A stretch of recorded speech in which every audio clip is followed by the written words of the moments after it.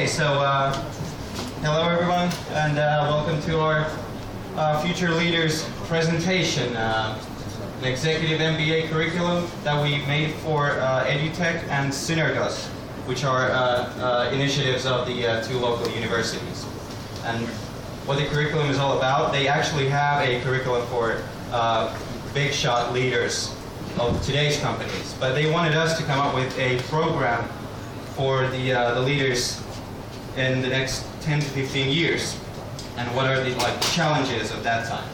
So that's what the project is all about. So first off, we want to show you a bit of an introduction about our project and our team members. And as you can see, there's Olli. Olli's here, right around here. Yeah. Rita from Lithuania, and Matti, that is me, and then Moeen with a camera, and some of the accompanying logos that we had around. Aren't we missing the demo logo from there? Yeah, let's see if we can. It's probably somewhere around. Oh! No, but it's still no. And there it is. Yeah, we found it. Okay. All of us somewhere there. Yes. So, thank you. That's what we call the weight of the responsibility in this kind of project. So we got your attention. Thank you. So, to the actual leadership program. So, what is a future leader? That is the vision. You get 4 arms, 2 of them prosthetics. You get the awesome laser eye thing. Definitely not from Terminator, by the way. Also, revenue in the background, economy, big letters, and that's one nice slogan. You could use it for your startup. Yeah, not really. So, moving on to what we actually did, the vision. So, we started by asking ourselves a question: what is leadership? Now, to make it more clear to you, one definition of leadership is that a leader makes decisions based on a limited amount of information. And in that kind of way, that makes every one of us a leader. Whether it's choosing if to drink a cup of coffee while working on the project, or leading a team here at Demola, or deciding something in the state administration for 1 million citizens. It's all leadership when you're making decisions. We divided our work into a few different sections, and we're starting with a familiar issue to everyone. Tools that you can use when making your decisions. More often than not, you're using the tools in a very wrong way, like this. It's the wrong mouse in the very wrong place, and nothing is getting done. The following tools are probably remotely used by every one of you at some point, and they have been evolving all the time, but in the meantime, we haven't learned to use all kinds of tools we can use to process all the information around us to make the right decision. And of course, all these tools can be used on any device. For example, look at Matti there. He's right now promoting how to use your mobile phone as a remote for a presentation. Instead of, like a classic example I've seen, a person holding a mouse from here and clicking to move the presentation onwards. All right, moving on to the next section. So, work hours and environment. So, even still, we're largely based on the fact that physical labor, like industrial time labor, when you could actually determine how much of things you can produce in a certain amount of time. Of course, that makes sense, but nowadays that's not the case.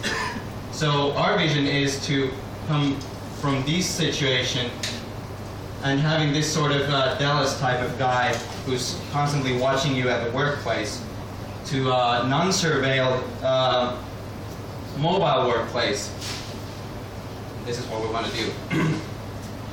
So you can be working pretty much anywhere at any time. And the good thing about that is that when you have to do mental work, when you have to do innovative work, brain work, it tends to get a bit more stressing than normal physical labor. And so, some of the things we noticed and some of the researches that we went through, 4 hours maximum continuous this kind of work. That's the absolute maximum. You have to take a hard reset break after that. And one of the things the companies need to do is to support this kind of mentally invigorating stuff so that people will be able to actually achieve those goals that that the company says to them.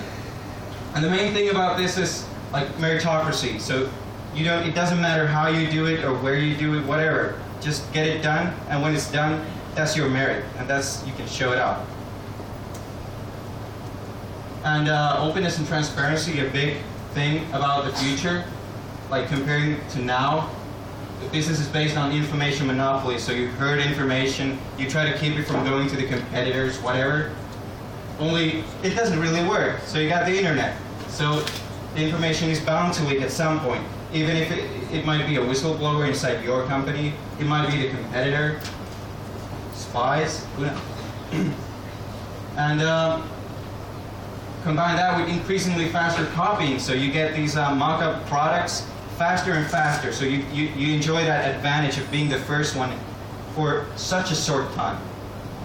So what we wanted for the future, or what we found to be the best solution in our minds, is that when you accept the free flow of information, you accept that you have to disclose most of the information that you have in the company.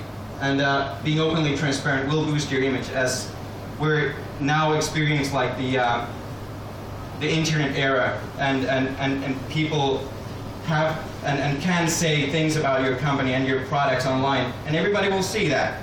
So what's the use in hiding this stuff? Instead, being transparent and being fair all the way. And on top of this, open source and hybrid business models. You might think of Linux, that's just first and probably the most well-known now. But there's even more of these opportunities coming up. And like on the mobile phone markets, you already see that if you don't have a community around the product, it will not last that long. So that will be a big thing in the future. All right, while working on this, we created a few different scenarios about what would happen during the next 15 years. The first one is something that is probably familiar to you all. Here we're having a bit of a career history. What used to be the career of your parents and your grandparents, they got trained to one job, they worked there until they were too old to work, and that's about it. These days, at least during the last decade, we have had an increase in short-term employments. You might work on the same field, but you keep changing the position, you keep changing your employer. And in future, that will increase even further. You might work on 10 different job descriptions during your working career, possibly at several different companies at the same time. You might not be on a contract that is based on the time you spend sitting on your chair, on a contract where you are given a task, and however, whatever means you use to complete it, it doesn't matter. As long as you get the job done, you get paid. Yeah, we're kind of running short on time. Climate change will affect most of us. It's real, and if you don't take it into account, you could lose a lot of production facilities, like happened with the Japanese tsunami. So this sort of thing will have to be taken into consideration. Multiculturalism, this is one thing that also Demola has been promoting, and a lot of companies and institutions say that it's the future. But it isn't an easy thing. As a leader, you need to understand the culture behind your employees, and also as a co-worker. Everyone here probably knows how hard it might be at times to understand someone from a different culture, both for us Finns and those who come here. We always have different views, and it might take a while to get the message conveyed, but it's also worth it when you actually get it done. And thank you all, and spread the love.